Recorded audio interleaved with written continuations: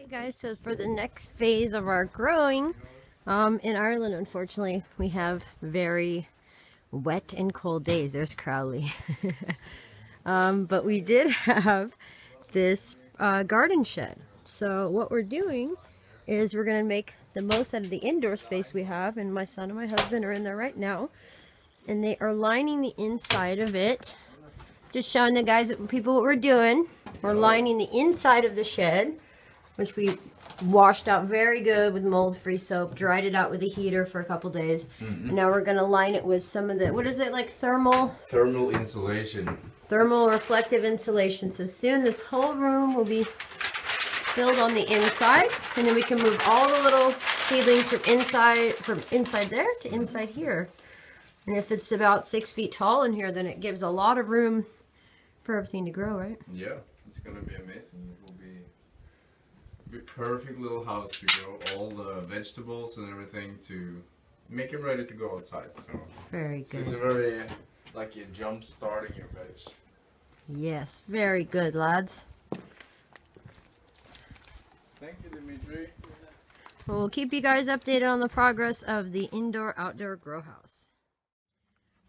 Okay, everyone. So the other day you saw that my son and my husband were just starting to line our garden shed with thermal stuff so that we could grow all of our plants and flowers inside until the weather gets a little bit better. It's still very cold and wet in Ireland. It was actually freezing last night. My car was frozen. So we have to do this if we want to have a spring harvest. So I will show you now what the boys have done. Yeah. Hi, Angel. Hi. Come see our little humble grow house. It's more than humble. You come inside, baby. Okay, it looks crazy with the light. It's kind of doing all this it's fancy stuff. So we brought in a power strip from outside out of our garage.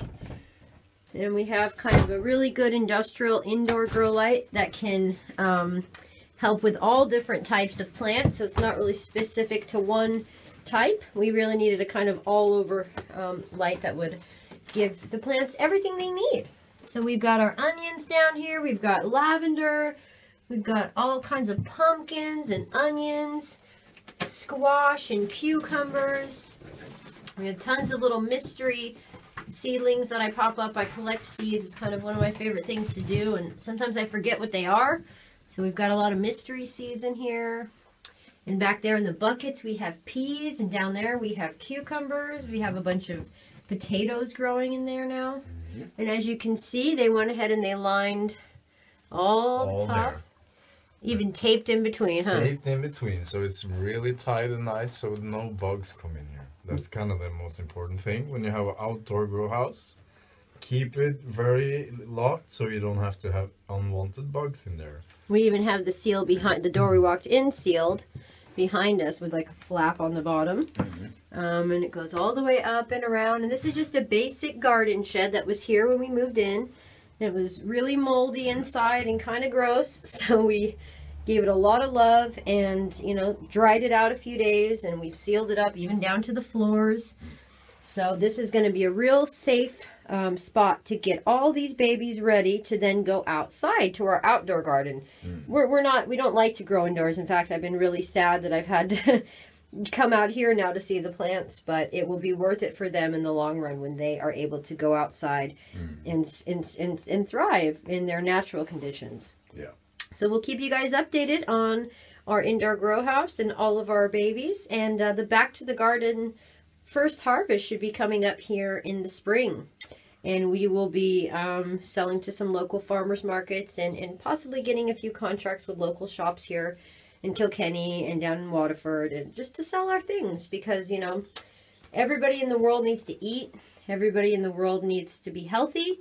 And these are the least that we can do, is to kind of do those things for our own family. And then with whatever we have beyond that, we will use that to share with others so that everybody can have what they need on this planet. We have a lot on this planet, and we really need to start sharing it. Don't you agree, baby? Yeah.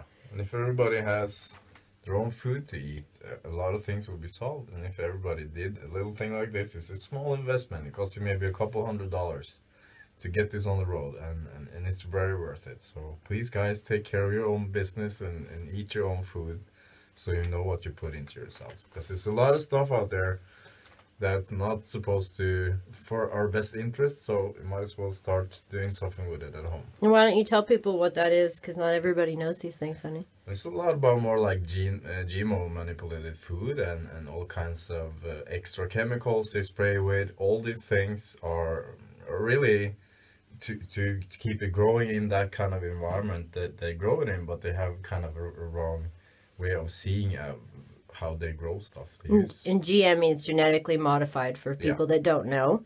And that's when people add fertilizers and nutrients and all this different things that don't need to be there. Yeah. Some natural nutrients we use on these plants because they're missing them. And not Ireland doesn't have the conditions for everything to grow. But don't replace things that shouldn't be there. There's a lot of chemicals and fertilizers that speed up the process, and I don't think that's very good at all. No, it should be natural, and organic is the best way to do it. Of course, it's then you don't have to do anything after. Then you done your soil, everything's in the soil, then you just water and add small nutrients if you need to do that.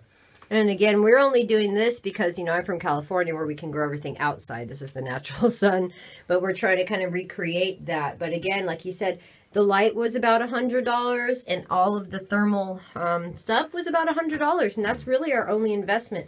Most of these seeds I get, I trade seeds with people. I do like a swap and trade with seeds that I have.